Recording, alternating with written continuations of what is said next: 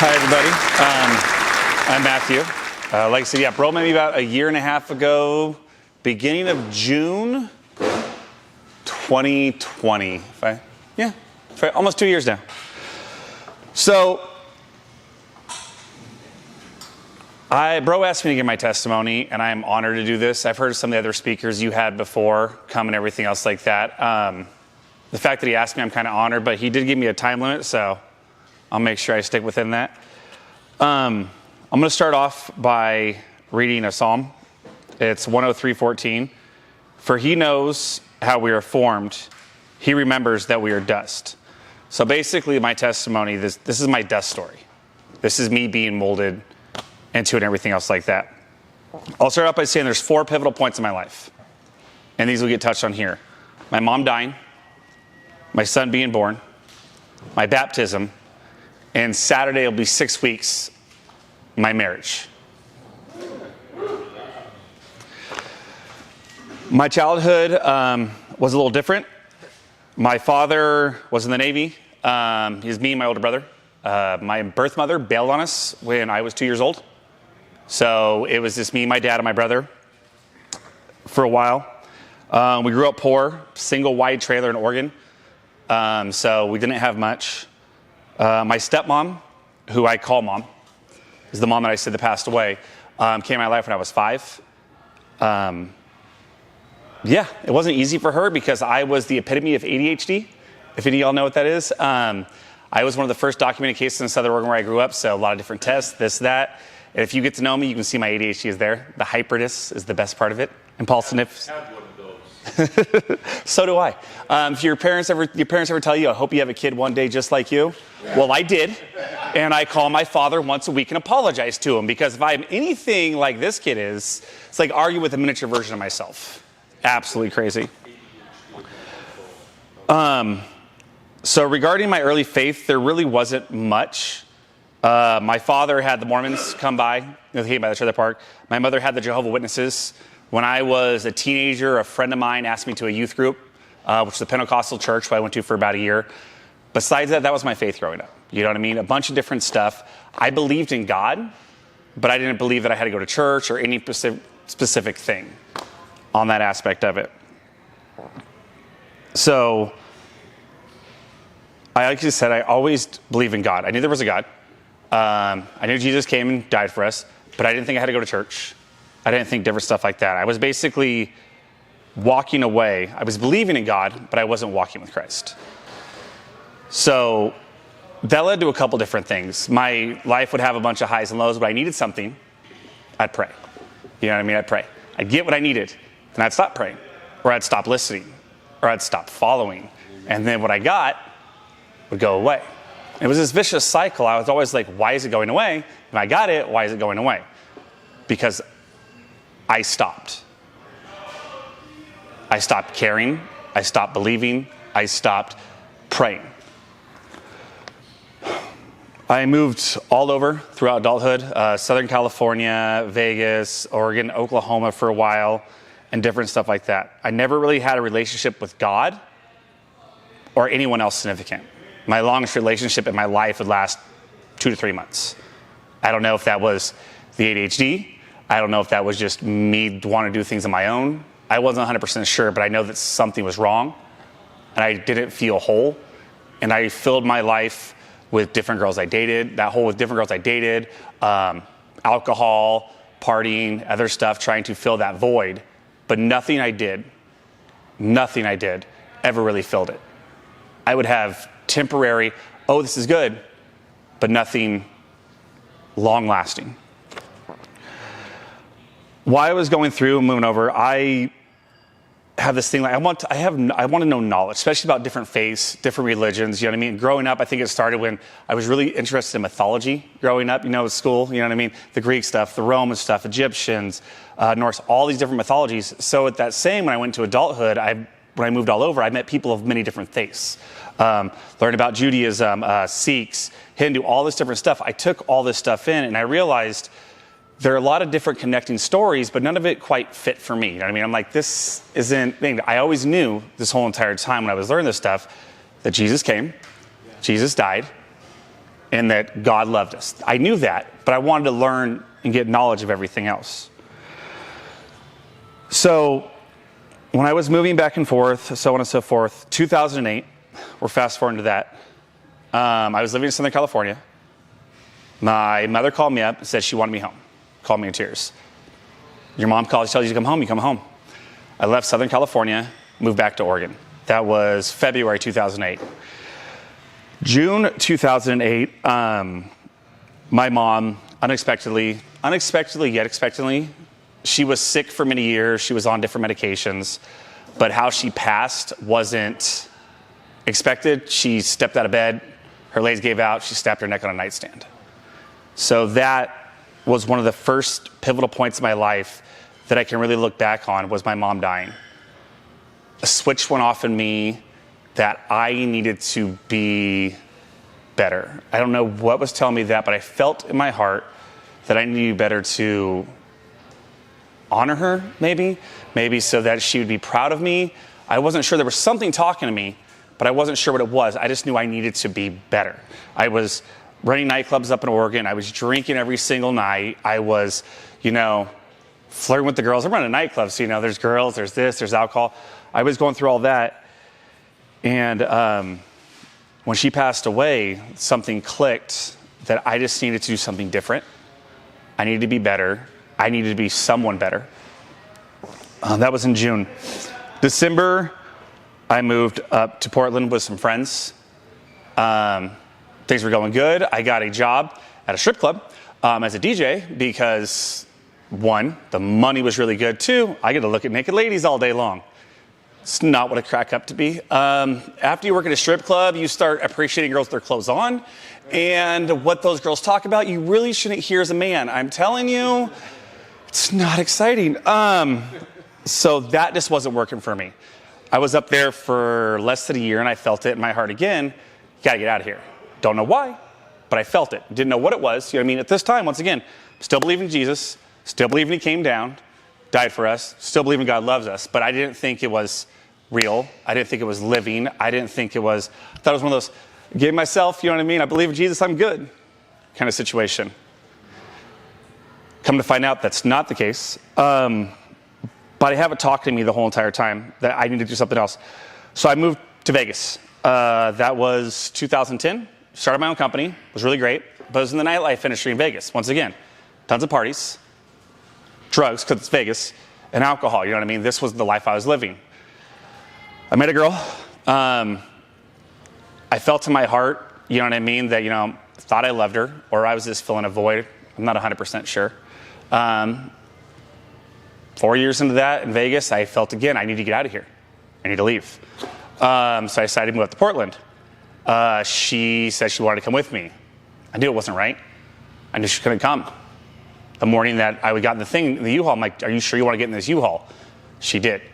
I think it was more the things I allowed it because I didn't want to be lonely. You know what I mean? I just always felt alone. I don't know if it's my mom leaving when I was 2. I don't know if my other mom passing away. I don't know what it is. At this moment in time in my life, I don't know what it is, but I felt alone. I felt like there was nobody with me, so I had to have somebody near me, so I felt validated, loved, or something.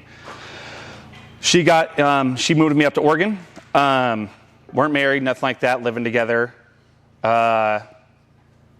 got pregnant with my son. He was born 9/16/2015. One of the greatest days of my life is my son.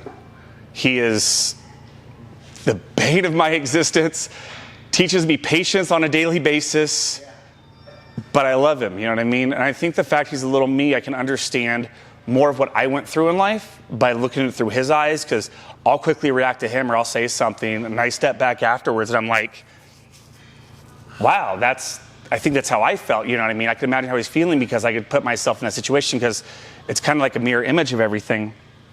That was the second pivotal point in my life where I decided to be a better man. I needed to be a better man. I started striving to be a better man. I realized after my son was born, you know what I mean? I had a lot of friends come to me. I was always giving advice to people, you know what I mean, of how I could look at their situation and tell them how they can make it better. But I was never able to really follow it myself. But with my son, I was being looked up to by someone that wanted nothing from me than just my love. I've never really experienced that in my life. You know what I mean? I believe in Jesus. I believe he came down and died for us. I know God loves us. But at this moment in time, I never felt in my life that nobody wanted anything from me besides just my love, besides my son. I was feeling happy, yet not enough. I was feeling not worthy, and I was feeling not satisfied spiritually on a lot of stuff. There was turmoil going on, and as I said, my life would have its highs where I'd get what I want, and then it would just come crashing down. Some situations happened in Oregon, which now that I look about it, maybe divine intervention on the thing. So me, my son's mom, and my son, 2018, decided to move down to Southern California with the birth mother, the one that left when I was 2. She came back in my life in my 20s. I had a son. I figured I needed to have something, you know what I mean, to help out. My son's mother, she was at one college. It closed down, so we moved down here, so she wanted to miss the semester. But time that I decided that I'm leaving Oregon until I was in Southern California was 1 month. Quit my job I had, a great job, everything, and I moved down here. The reason why I say it was divine intervention is because me and my son's mom, we did not get along. You know what I mean? It was just more of a, we're here, we're together, we have a son, let's stay together. I didn't want my son having to go through his mom leaving or being apart, or his dad like I did. I didn't want to repeat the same mistakes.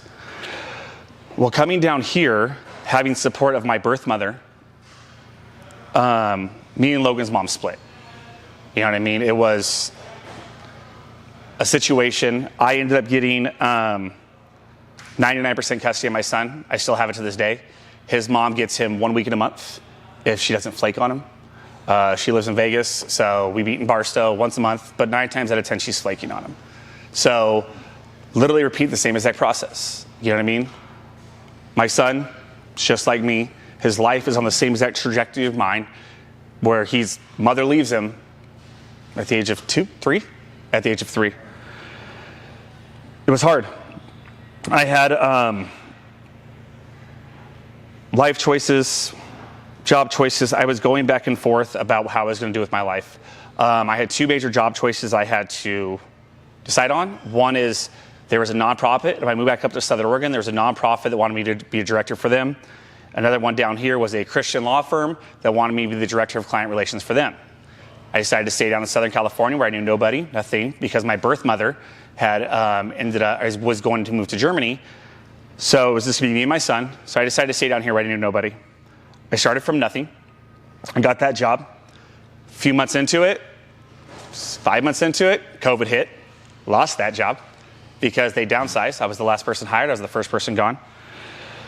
And so I ended up doing what it took to survive. I put everything on my credit cards. You know what I mean? My rent, because me and Logan had our own place. My rent, bills, everything went on the credit cards. So I was getting by. I was freaking out.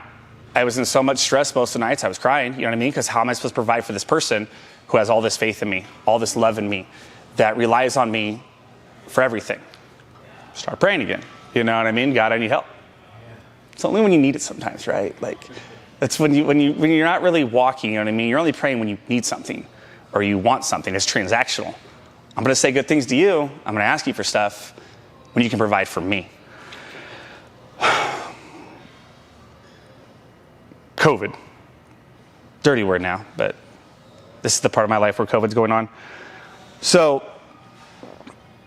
I started praying more. And I started seeing patterns in my life about how stuff happened. You know what I mean? If this happened because this would happen, but if this would have happened, this wouldn't happen. I started seeing the patterns. I really wasn't sure what it meant, but I started just recognizing them. This moment in time, I met another lady who I started seeing, who was a Christian, and she got me listening. I started listening to sermons, and different stuff like that, Christian music. So I started crawling in my faith, but I wasn't quite walking. You know what I mean? Like, I'm driving 2, 3 hours a day for work, each direction. But I was listening to sermons while I was driving. I was listening to Christian music 33% of the time, give or take. When I felt like I needed a little spiritual infusion, I would listen. And then, once I felt good, I'm going to go back over to my secular music. Then I actually ended up reaching out to a friend of mine who I grew up with. We used to do non-Christian things together. Partying when we were 18, 19, drinking, drugs, womanizing, if you will. I reconnected with him when I was actually in Portland because, come to find out, he was the pastor at my brother's funeral. You know what I mean? We reconnected then. And we didn't really talk. 3 years later, I just randomly messaged on Facebook. I need to talk to you. I don't know why, but I felt I need to call you. And so we talked for like an hour. I felt full again. And I talked to my pastor. I felt full again. I got to rewind for a minute. August 2016, me and my son were in a car wreck. So my back got all jacked up and stuff like that. I put off surgery. Around the time of COVID, I finally realized I can't stand or walk for longer than 5 minutes. So I went around the route to get surgery. So that's all getting scheduled and everything else like that. And then, like I said, my pastor and everything. So my surgery gets scheduled. I am terrified of the surgery. I hear that 35 to 55% of people, because it was a fusion of S1 through L3, which is the very lower part of your back. I'm terrified of it because I heard 33 to 45% of people need to have a second surgery. That's why I didn't get the original surgery in 2016, because they told me, we're going to go through your stomach, and I'm like, stop. My back is here. You don't have to go through my stomach to... I'm not that bright, but point A to point B says start here. So I put it off for 4 years until something made me not be able to put it off anymore. Wasn't sure what it was. My legs were fine, and all of a sudden they weren't. You know what I mean? I had pain that would shoot down the right. It would make my toes numb. So around October 2020, my surgery got scheduled. It got put on the books. It was going to happen in the beginning of 2020, then COVID happened, so they put off all elective surgeries. Needless to say, I'm scared. You know what I mean? I'm terrified. It's me, my son, who has a mom, but she's flaky, maybe comes 10% of the time she's supposed to. So I'm worried. So I have my own place. I ended up giving up my place and moving in with this girl because it was going to be a situation where she was going to help take care of me, you know what I mean, during surgery and help look after my son. I moved in with her on a Monday. I subletted my place. I basically gave my contract over to a good friend of mine her and her kids now still live in that house. By Friday, she had a change of mind after we moved everything in. And so it's me, my son, homeless, so to speak, because I already gave up my place. I was lost. I was distraught. I am looking out to this. I reach out to Dan again. You know what I mean? Talk to him. Tell him I'm not feeling worthy. Tell him my surgery is scheduled. It's on the books now. You know what I mean? I've done all the pre-stuff. I'm afraid I'm not going to have my son anymore because I have nowhere to put him. I have no home to live in. I'm not going to be able to work my job because of the surgery and stuff like that for at least a couple months. I literally felt worthless. I was the epitome of rock bottom. I had all this stuff, and every single thing I had was gone. I call up Dan, and I'm like, Dan, I need something. I don't know what I'm going to do. I'm freaking out. And as a man, going to another man in tears, it's kind of humbling, especially, you know what I mean? Because you've been talking to him on the phone every couple months, but you know what I mean? To go to a man in tears like that, it was hard. So Dan is an Alliance pastor up in Oregon, and he goes, let me see what I can do. He calls me up and he goes, have you ever heard of a town called Murrieta? I said, well, yes. I live in Murrieta. This was on a Friday. He goes, well, the Awakening Church, Saturday morning is having a men's breakfast. Go in there and talk to them. I have nothing else. So this is Friday. I move out of her house Friday morning. Friday afternoon, I pick up my son. I take him to a friend's house who's going to be staying there for the weekend because I have nothing. You know what I mean? I have no home. I'm not going to have my kids sleep in my car. I literally gave all the money I had to pay rent at this place when I just moved in at the end of October. And then, so I have no money, no home. Don't have my son, he's at a friend's house. I have nothing. That Saturday morning, I had an MRI scheduled, my last MRI before the surgery. I walk into the awakening not knowing a single person, because once again, I moved here in 2018. I don't know a lot of people. Me and Logan's mom split up in 2019. This is 2020, during the year of COVID, so I didn't meet anybody during that time. But I walk in because I felt I needed to. I slept in my car Friday night in the driveway of my old place that I already subletted to somebody else. Slept in the car there. Wake up.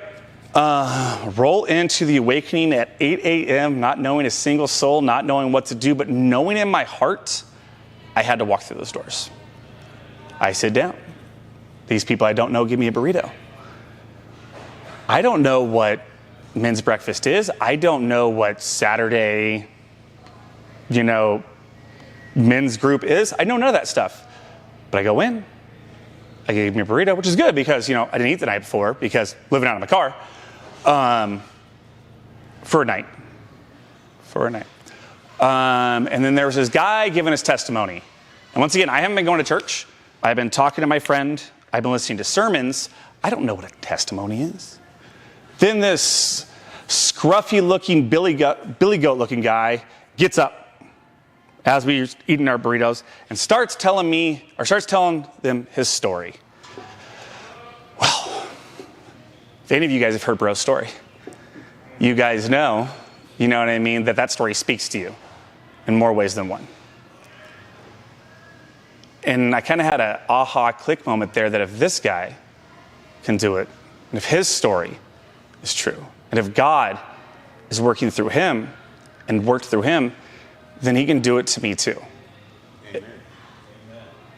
So it's one of those, everything happens for a reason. Am I happy that I gave up my house? Am I happy that I moved in with somebody I thought I was going to be with that I got kicked out? Am I happy that I don't have my son right now? Am I happy I don't have money? No. But if any of that stuff wouldn't have happened, I wouldn't have walked through the door. I wouldn't have heard this man's testimony on that day. So at that moment in time, I'm starting to see God move. I'm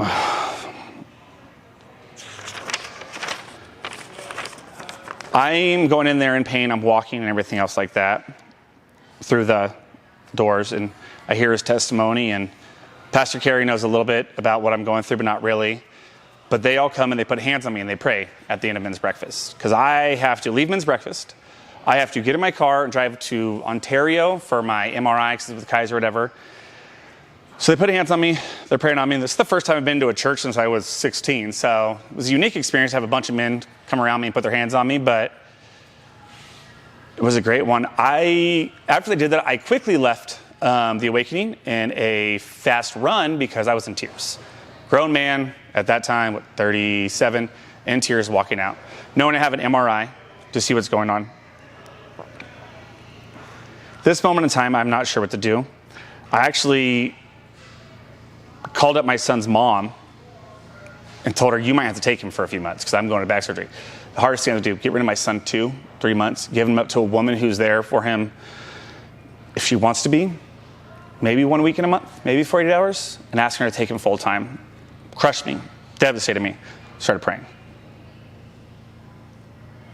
They prayed for me, I can pray for me. Get my MRI, driving back from my MRI, a friend messaged me, hey, I need to talk to you. I don't have a friend, I'd say an acquaintance. Someone I don't know more. He's like, I need to talk to you. He messaged me over Facebook Messenger. I met this guy 2 or 3 times. We're friends on Facebook. We don't really talk. Talk to him. He goes, hey,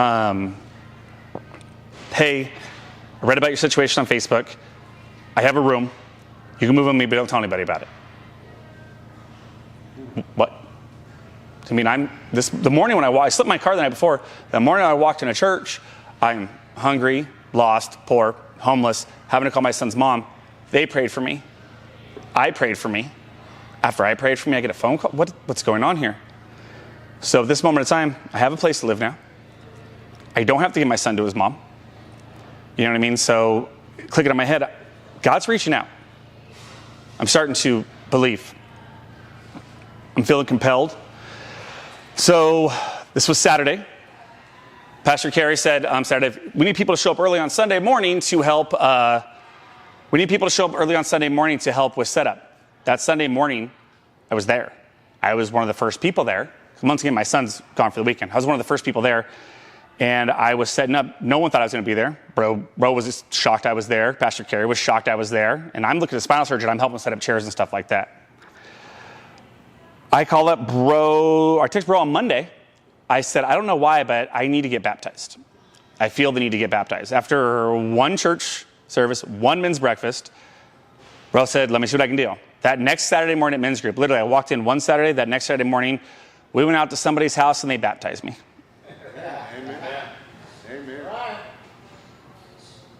I will tell you that I can explain most things away. I'm a very logical person. I guess ADHD will do that to you. I can't explain what happened after my baptism. I came out of there. I felt different. I thanked them all. I hugged them all. I sat in my car and I cried for 45 minutes. But it wasn't a sadness cry. It was just this feeling of love. Amen. I felt it. Since then I started immersing myself in Christ even more. I was doing nothing but sermons when I was working. I was doing nothing but Christian movies, songs, going to church as much as possible. And at that moment of time before that, I was afraid of the surgery. But after the baptism, I was no longer afraid of my surgery. So I had the surgery done.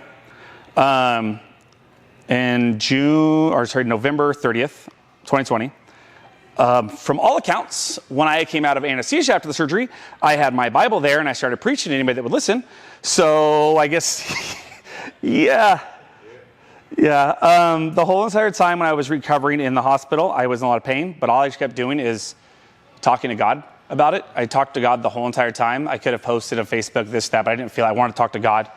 That's what I kept doing. I went home from the surgery. I was having a bad couple nights. The pastor that I met literally came, brought me a recliner so I could sleep. Do you remember that, bro? I was freaking out about that. I didn't know you weren't supposed to lay horizontal after back surgery. But yeah, it wasn't good for me. I didn't sleep for 4 nights almost, and then somebody brought me a chair. I think that chair saved my life, because if I wouldn't have had that chair, I don't know if I'd still be here because I was in so much pain. Recovery from the surgery. 7 days. So basically what they did is they fused S1 through L3. I have pins and cages and cadaver bones and all this different stuff in my back. Yeah, it's not fun. But 7 days after surgery, I said, I don't want the narcotics anymore. So I gave up the narcotics. 9 days after surgery, I decided I didn't want the walker anymore. I'm a very stubborn person when it comes to things, and I like to move. And so I literally was up in the hospital moving around, and when I was at the house, I had the walker. I was moving around since day one, moving half a mile. I was trying to walk as much as possible, doing everything that I could. So I was doing everything that I could. So all in all, 9 days after surgery, I got rid of the walker. I still had my full turtle shell back brace, which was like, really me. And I walked 10 miles that day. But see, this is the thing. It wasn't me. What I think it was when they put their hands on me, when people kept praying, and it was me praying the whole entire time. You know what I mean? Because I finally had a relationship with God. I finally had a relationship with Jesus. I realized where that moment in my life, that empty void I tried filling it with everything, what I needed to fill it with. I fully surrendered at that time to God. Like, all right, God, this is your life, not mine. Do with it what you will. I have all this stuff going on. You know what I mean? I'm in pain. I have this, I have that. I'm in transition, living in people's homes. So you know what I mean? Because I had a place lined up for February already. So I had to get from November to February on the kind of friends. God provided. Spinal surgery was November 30th. My baptism was November 13th. I think is what it was. When I finally decided to give up and give everything to God is when he started moving in my life. So a couple different things. Currently, I realize that everything happens for a reason. And once you submit your trust and will to God and then immerse yourself in his word, you can start to see kind of why those things are happening. So now if something goes bad, I'm one of those people, it's not one of those, hey, this is happening to me and it's a bad situation. I come to the mindset of, what can I learn from this now? Because God is obviously moving for some reason. I got to find the reason why. My living situation is better. I have a house now. I'm seeing the positive in everything. I'm walking 100% now, running, skipping. My back surgery is good. They've done the multiple after x-ray stuff. I'm looking great. Granted, I still have my bad days when I do the wrong thing, like vacuuming. That can really mess up your back. But I know that God accepts me for who I am. I know that all the words, all the sermons, all the speakers, all the testimonies, all that stuff, if you listen to it and let it in, it speaks to you and it helps you. I got asked to be a youth leader in my church. You know what I mean? So every Wednesday nights I'm helping rear other people's children, which I don't know is the best idea, but God called me to do that and asked me to be there. You know what I mean? A year and a half into my faith and I'm there, I'm helping. And the fourth thing that I said was my put points, I got married. Saturday will be 6 weeks. My surgery was November 30th. I met my wife December 20th. After I fully submitted to God, after I got while I had my turtle shell back brace on, at a random pajama party, Christmas pajama party I didn't even want to go to. But we met, and we got married. December 20th when we met. I was still going to church after my surgery every single Saturday, every single Sunday. January 3rd was my birthday of 2021. She goes, what do you want? What are you doing for your birthday? So I'm going to church. She goes, can I come too? She grew up a Lutheran. She believed in God, but same exact thing as me. I'm happy to tell you that she has gone to church every single Sunday that I've gone with me since.